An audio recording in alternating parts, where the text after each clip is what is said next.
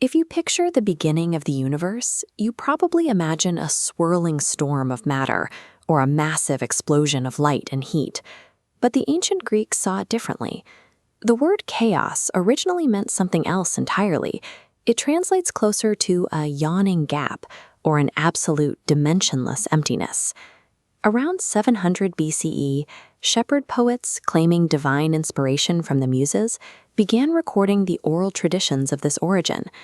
Before anything could happen, there had to be a place for it to happen. Existence began with the opening of a blank theater, a space waiting for a brutal drama to unfold. The first entity to emerge into that void was Gaia. She was the broad-bosomed earth, the solid, tactile foundation upon which everything else would rest. Beneath her came Tartarus. This was a lightless abyss, stretching as far below the Earth's surface as the sky eventually would above it. And alongside them emerged Eros, the physical force of desire that drives disconnected elements toward union. Gaia, Tartarus, and Eros are conscious beings. They possess desires, plans, and a capacity for vengeance that will drive every moment of this history. Since the very foundation of the world is alive, the cosmos operates through personal agendas and competing wills from the moment of its creation. Seeking connection, Gaia brings forth Uranus, the sky. He rises to cover her, establishing himself as the first supreme ruler of creation. This diagram outlines the first cosmic alliance. The union of earth and sky produces 12 distinct children, the Titans. These ordered forces align perfectly with Uranus's vision for a flawless kingdom. But Gaia continues to produce. Next come the Cyclopes, massive single-eyed giants. They possess unparalleled skill at the forge. The Cyclopes represent the creative capacity to build and the ability to craft ultimate weapons. Then come 3 more anomalies, the Hekatonkheires, terrifying figures born with 50 heads and 100 arms each. While the Cyclopes offer refined craftsmanship, the Hekatonkheires bring overwhelming, undifferentiated brute force. Uranus now looks at a kingdom populated by forces of unpolished utility. They are too strong, too strange, and too unpredictable to easily control. Uranus looks upon these massive children with profound disgust. The Greeks used the word stoukoi, a deep, hateful revulsion. Rather than harness their incredible strength or their skill at the forge, he makes a calculated choice to erase them completely from his perfect world. The sky presses his weight down, shoving the giants back into Gaia's body and plunging them deep into the lightless void of Tartarus. He holds the tools required to build an unstoppable empire, yet he chooses paranoia, suppressing any entity he cannot effortlessly command. By prioritizing the illusion of absolute control over a complex reality, the supreme ruler sets the mechanism of his own ruin into motion. Uranus's decision violently reconfigures Gaia's existence. By trapping her children within her, he has transformed the mother of the earth into a physical prison. The sheer mass of the children contained within her causes unimaginable physical agony.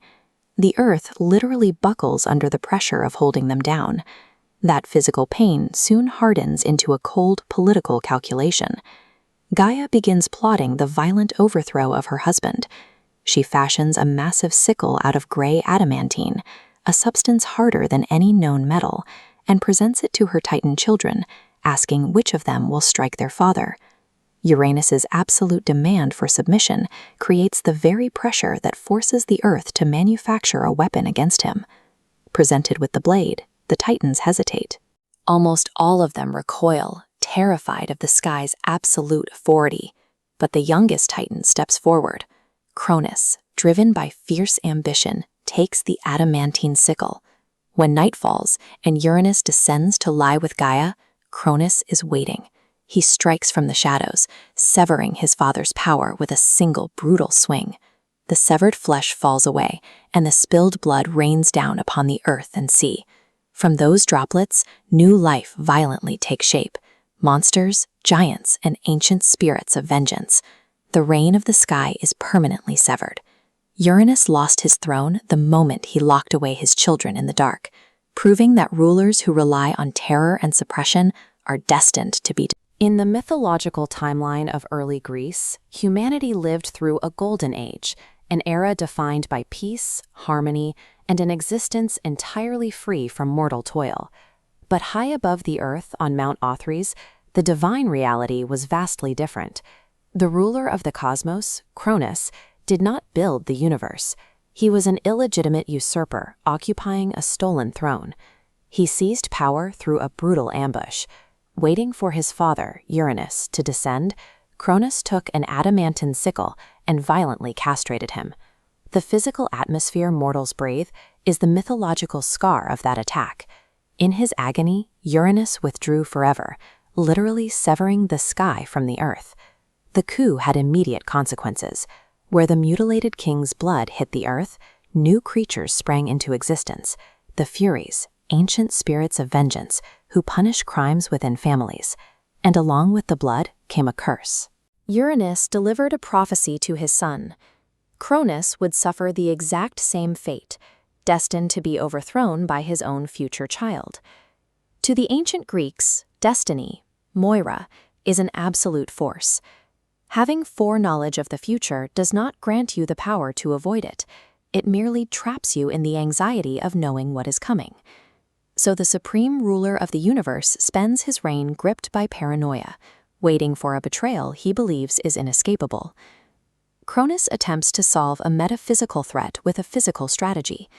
If a child is destined to overthrow him, he must ensure no child is allowed to exist. When his sister wife, Rhea, goes into labor with their first child, Hestia, Cronus stands watch, subjecting her maternal vulnerability to constant surveillance. He bypasses the act of execution entirely.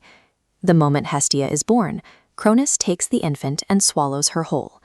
This family tree tracks the divine birth order. It starts here with Hestia, and it highlights a terrifying biological constraint.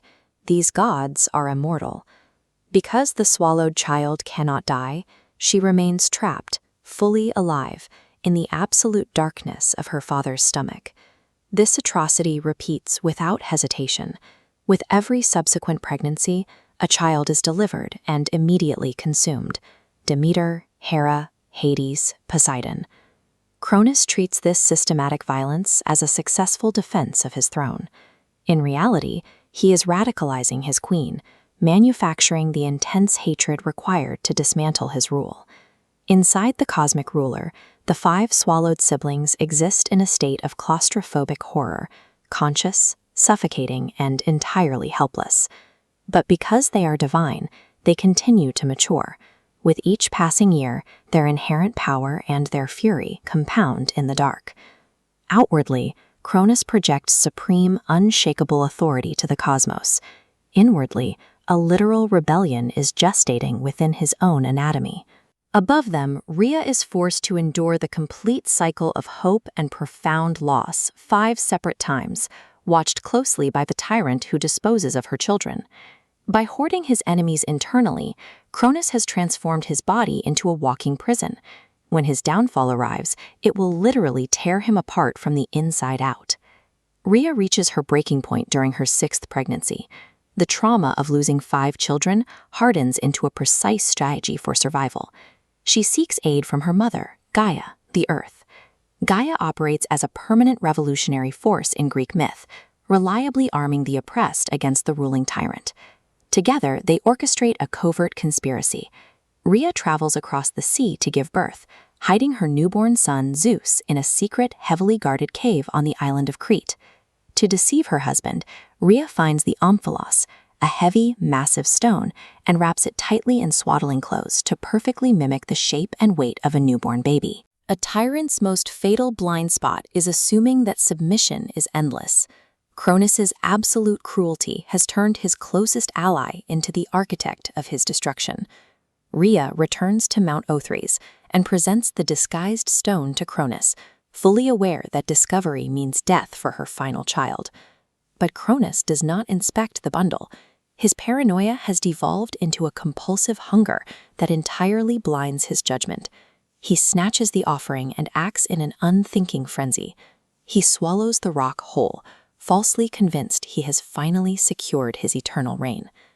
As the cold stone settles in Cronus's stomach, alongside his captive children, the true threat, Zeus, is safely gathering strength across the sea in Crete.